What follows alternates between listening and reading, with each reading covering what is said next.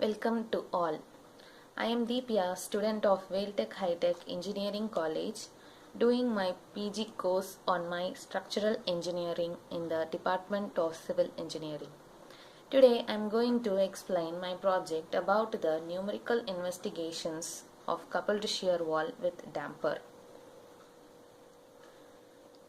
The main aim of the project is to numerically investigate the 20-story building of coupled shear wall with damper, and then to carry out the three-dimensional numerical investigation on static, nonlinear and dynamic linear analysis using the ETABS software. So the next slide comes the abstract. The limited studies were done on the application of energy dissipation device, that is the damper in coupled shear wall building. The coupling beam in the coupled shear wall is more for the brittle failure and it will get damaged first in the building during the earthquake. Hence, the shear capacity is increased by the addition of X-plate damper, which is commonly known as XPD, is introduced in this coupled shear wall building. The X-plate damper is placed in the coupled shear wall building in the coupling beam. Numerical investigations are carried out with 4 different earthquake ground motions through 3D analysis. The scope of the project is to replace the diagonal reinforcement in coupling beam with the damper. Coupling beam are commonly to be damaged during an earthquake. Earthquake is the natural hazards and it is one of the most destructive natural phenomenon on earth. So earthquake resistance buildings are designed to withstand the earthquake. Likewise, energy dissipation device, that is the damper, is placed in the coupling beam. So what are the types of analysis? The two types of analysis are the static analysis and dynamic analysis. Usually we call it as linear or non-linear analysis, which symbolizes the plastic and the elastic region. Here the static analysis is of equivalent static analysis and pushover analysis. So the equivalent static analysis is the linear analysis and pushover analysis is the non-linear analysis. Next, the dynamic analysis is again of two types, the linear and non-linear. So linear is the response spectrum analysis and non-linear is the time history analysis. Next slide shows the coupled shear wall building. So from the diagram itself we can see that coupled shear wall are one of the widely used lateral load resisting system. It is called as coupled shear wall when two shear walls are connected intermediately by the beam. This beam is called as the coupling beam. The behavior of coupled shear wall is mainly governed by coupling beam. The couplings are deformed first and the excessive shear is introduced in that coupling beam. So you can see the deformation of building. So the coupling beam gets damaged first. So this slide shows the modeling of my building. A simple plan. This is the plan of the building with a 20-storied building, 5 bays in the x-axis and 3 bays in the y-axis. The extreme two sides are shear wall with opening. You can see that extreme two sides are the shear wall with the opening. So it is normally called as the coupled shear wall. And you can see the coupling beam, that is the 2 meter in that end. The inner side are with the core shear wall for the lift purpose. So the properties, so now we can see the properties of the building. In my study, the concrete used is M30 grade and steel is Fe415. All columns are of same dimension, that is 600 mm cross 600 mm. And the beam dimension here varies. So for 10 meters span, so you can see from the plan, for the 10 meters span, The beam dimension is 300 cross 750 mm, and then for 5 meter at the end and 6 meter span, 300 mm cross 600 mm is used, and for the coupling beam, that is in the coupled shear wall, for the 2 meter span it is used 300 mm cross 500 mm, and that the slab dimensions are of same and is taken as 100 mm throughout. And then the shear walls, that is the coupled shear wall and the inner core wall, are 150 mm thick. The total area of the building is 34 cross 12 meter. So the numerical study. So from here it is the main criteria. The 20-story that is building is chosen, that is the RC building. The building consists of the coupled shear wall at both the ends and solid shear wall at the central core. And then they are the moment resisting frames in the remaining column lines. So here the study is done by the ETAP software. So in the ETAP software, the beam columns are modeled as the frame element. So we have to choose it as the frame element. And then the slabs and walls are modeled as the shell elements. So from the beginning, in the beginning I said that numerical study is carried out for the 4 different ground motions. So here are the 4 different ground motions. So here what are the earthquake I have chosen is El Centro, Loma Prieta, Northridge and spectrum compatible earthquake. So what is the El Centro earthquake? The El Centro earthquake, which occurred in 1940 on May 9th with the magnitude of 6.9 with the depth of 16 km. Next, the Northridge earthquake, which occurred in 1994 Jan 17 with the magnitude of 6.7 with the depth of 18.3 km. Loma Prieta earthquake, which occurred in 1989 on October 17 with the magnitude of 6.9 with the depth of 19 km. So what is that spectrum compatible? Spectrum compatible, that is the artificial time history for the design of a basic earthquake as per is our standard Indian standard IS 1893. So here I have chosen the zone 5. So here we can see the diagonal reinforcement. So the one of the problem with the coupled shear wall is that the diagonal reinforcement. Usually we place the reinforcement in the straight line in the beams. So here in the case of the coupled shear wall, we have to place the reinforcement like this. So which is specified in IS 189-20-1993. So in the IS 1893 it is mentioned, whenever the earthquake induced shear stress in coupling beam exceeds the limiting shear stress, the coupled shear wall shall be connected by ductile coupling beam.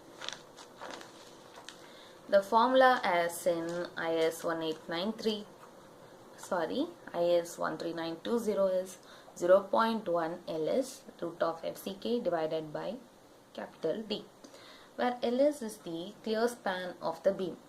So here we are going to take the beam dimension, that is the clear span 2 meter in the case of our plan. FCK is the compressive stress of the concrete and D is the depth of the beam. So from the present study, I have calculated that the limiting shear stress is 2.19 Newton per mm square. So from the numerical analysis by the ETAP software for different earthquake, I have got the shear stress value. So I have entered the value from the top story. Okay, I have entered the value from the bottom story, that is 1, 2, 3, 4, 5, 6, 7. So here I have got the 20 stories, but the value entered is till the 7th story. So our limiting shear stress value is 2.19 Newton per mm square. So you can see the values have exceeded in some of the floors. So when it is exceeds, here they have to provide with the diagonal reinforcement. So there is the problem with the diagonal reinforcement for the concrete purpose or something. So for the El Centro earthquake, it is 2.49 Newton per mm square, and then the Loma Prieta earthquake, it is 2.48 Newton per mm square, and then spectrum compactable earthquake, it is 2.30 Newton per mm square, and for the Northridge earthquake, it is 2.65 Newton per mm square. So from the analysis, it is clearly seen from the table, that is, for the El Centro and the Northridge earthquake, the bottom 5 stories exceeds the limiting shear stress. That is for the El Centro and Loma Prieta case. And then for the Northridge case. And then for Loma Prieta and spectrum compactable earthquake, the bottom 3 stories exceeds the limiting shear stress. So in the beginning we have seen, I have told that the coupling beam tends to fail first due to the brittle failure. Diagonal reinforcement ought to be provided for these coupling beam. So what are the problems faced in the diagonal reinforcement? Is that the placement of reinforcement is a tedious job due to the congestion of reinforcement. Yeah. And then the additional compaction may be required while placing the concrete. Usually we place the concrete with the compaction. So here with the diagonal reinforcement, the compaction is required more. So we have introduced the XPD damper, that is the X-plate damper in the coupling beam portion. So what is the X-plate damper? X-plate damper is a thin metallical damper plate that dissipates energy through their flexural yielding deformation. So that is their criteria. It dissipates the energy through their flexural yielding deformation. To overcome all the problem in the coupling beam, they are provided with XPD instead of the diagonal reinforcement. So in this case, I am going to replace the diagonal reinforcement. I am not going to provide the diagonal reinforcement. Instead of that, I have introduced the X-plate damper. So by introducing this X-plate damper, I am going to check whether the stress induced in that beam is going to reduce or not. This undertakes the role of absorption, energy dissipation, and also controls the damage in the coupling beam. So diagram, you can see the X-plate damper and all the where A diagram it is shown A, B and the thickness. So ABT or the width, and then B is the height and T is the thickness. So what are the properties? The observation on force deformation criteria of the X-plate damper from the review of Jungit RS the year 2006. Using the beam theory, the elastic properties of XPD is expressed. So KD is nothing, the initial stiffness is calculated by the formula EBT square divided by 12A cube into N. Fy, which is the yield load, is sigma y bt cube divided by 6A into N. Q is the yield displacement, which is equal to 2 sigma y a square divided by Et. Plastically, that is, we have seen these three formulas for the elastic properties. And then comes the plastically deformed XPD is expressed as capital P is equal to sigma y into B divided by 12 EA, the whole multiplied by 4y0 square minus 3t square into h minus e plus ht cube divided by y0. Here y0 is the elastic depth, which is equal to sigma ya square divided by Ed. The E denotes the elastic modulus and H denotes the hardening rate. So why we need to calculate all these formula is that from calculating the formulas, the values are going to be entered in the ETAP software for the placement of X plate damper. So we need to give these properties, and then we are going to assign the X plate damper in certain position in the coupling beam. So then the modeling of the building with X plate damper. So in the ETAP software, X plate damper is modeled as the link element with the plastic when link type, and the calculated values are given as input in analysis. Hence, for El Centro and the Northridge earthquake, X plate damper is provided in the coupling beam for bottom 5 stories. And then for the Loma Prieta and the spectrum compactable zone 5 earthquake, X plate damper is provided for the bottom 3 stories. So by placing the X plate damper, the values we have arrived. From the number of trials, various combinations of A, B and T, that is the X plate damper height, thickness and the width, are worked out, which are found to meet the requirements of shear in the coupling beam for different earthquake. Most suitable X plate damper are chosen. For the El Centro earthquake, the width of the X plate damper is 300 mm and the length of the X plate damper is 300 mm, thickness is 4 meter. So for that, the values, that is a property, KD value is 11.496 kilonewton per meter, Fy is 0.6267 kilonewton, Q is 5451 mm. For the Loma Prieta earthquake, A is equal to 200 mm, B is equal to 200 mm, T is equal to 4 mm.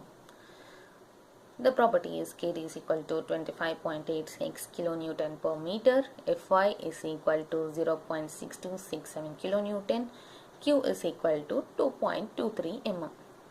For spectrum compatible earthquake, it is A value is 150 mm, B is 150 mm, T is equal to 4 mm, and the KD, Fy and Q values are given. So why it varies A value?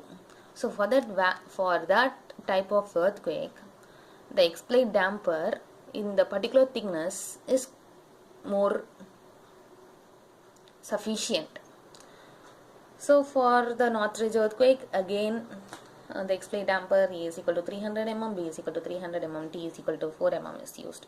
So in our project, we are going to choose the X plate damper with the width of 300 mm and length of 300 mm and thickness of 4 mm. X plate damper is placed in the coupling beam at 0.7 meter from both the ends, and the length of X plate damper is 0.6 meter. So you can clearly see the elevation of building, and in the coupling beam the damper is placed. The typical arrangement of X plate damper in the coupling beam along the y-axis in YZ plane is shown. The length of the coupling beam is 2 meter, and then we are placing the X plate damper was 0.6 meter. So the result, the shear stress value with the damper. So from the first result that is the coupled shear wall building, there is the limit which exceeds more than 2.17 Newton per mm square. So from this result you can see there is no values which exceeds. So by providing the X plate damper in the coupling beam, shear stress values are within the limiting shear stress value.